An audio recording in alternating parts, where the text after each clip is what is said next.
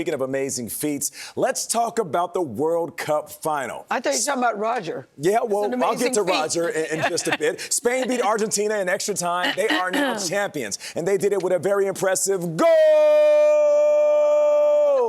The final score, 1-0. Joining us now to break it all down, Roger Bennett, founder and CEO of Men in Blazers Media Network. Roger, good morning. Nate, that was beautiful. Well, thank you. I've been practicing. Historians will know that was the moment soccer finally took off. That's what I'm talking about. There you go. And we'll get to that in just a bit, but I want to ask you about this match. So the only goal came 106 minutes in. Spain did it. What did you think about their performance defensively? It was one of the most remarkable throughout the whole tournament. What do you say? You say offense wins games, defense wins championships. They conceded one goal across the whole tournament, just 10 shots on goal. In this game, against a tournament of stars, Messi, Mbappe, the big Viking, Shaquille O'Neal, Erling Haaland. Spain were the undoubted greatest team in this thing. They boa constricted every single opponent. It's a great way to it was put it. glorious to watch them.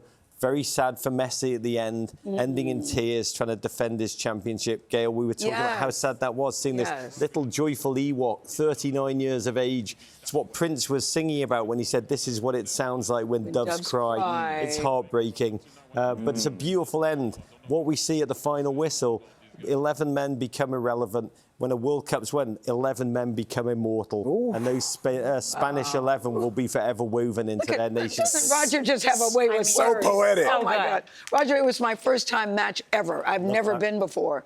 So for me, I'm so used to lights, camera, action where something happens. So then I just started concentrating on the artistry of the game. Because you could get excited when they're moving the ball down the field just to see, is it going to happen? Is it going to happen? How did this World Cup, this particular match, stand up for you in terms of what we were watching? Look, overall, this was an ecstatic World Cup on and off the field. The world fell in love with America. America fell in love again with the world watching this game. The game itself yesterday was not the greatest spectacle. Spain knew they were the best team. Argentina knew Spain were the best team. And they decided it was like 15th century battle warfare where they did scorched earth, tried to destroy the game. Really negate everything. It was very hard to watch. But again, it's about the occasion, the moment, the spectacle. I'd look at the body of work. This 39 days have been a delirious fever dream. I think Americans have fallen in love with the joy of football, which is making memories, throwing beers in the air with random strangers, and just having that kind of global ecstasy that this tournament It has been spectacular. So do we think this is Messi's last World Cup? Well, he's 39.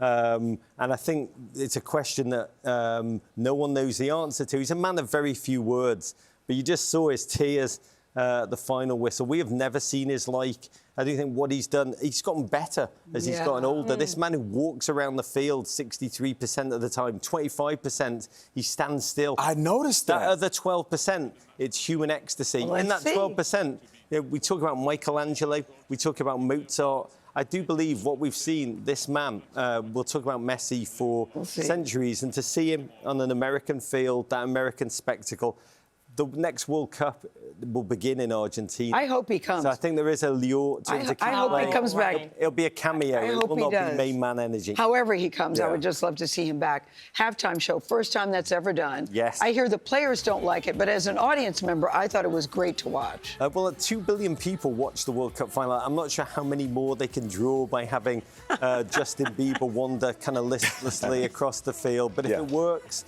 God bless it. I'd love myself, if I was casting it, to have Tracy Chapman just wander out and play a solo acoustic fast car, which would be amazing American perfection. I think ultimately this. Do you think it worked? Do you think the halftime show worked? It did for you. Yeah. I think the players hated it because it was so bloated. There was on the BBC in England. There's a footballer called Wayne Rooney. He said, "I like all those artists. I think they're all amazing. That was a bit crap," is what he said. I'm with. Well, we love a good show at halftime around here. Listen, before you go, you said watching America fall in love with football has been the story of your life. And that's from a recent profile in New York Times called, quote, "The Englishman Who Became America's #1 soccer fan." Well, Roger Bennett, thank you so much for sharing your passion, not just with us, your insight with our viewers. I mean, making this an experience for us to remember as well. It's not lost on me the parallels between you and the game. When there is a goal, there is something incredibly poetic about the delivery. And when you come on, there's something incredibly poetic about your delivery. So I want to say thank you. We want to say thank you. We appreciate it. Nate, the little bit of Englishness that's left of me is I won't have nice things said about me in public. The one thing I don't like about that time thing is I'm American now. I ride with America. Watching this game take off in this nation has been the storyline. And what you've said is true. You don't watch football, you feel it. And it's the memories that we've all made over the first 39 days, which is a real legacy. That's no doubt. And make sure you check out the Men in Blazers Media Network, including their popular podcast on social media and on their website. Maybe Roger will get some sleep now.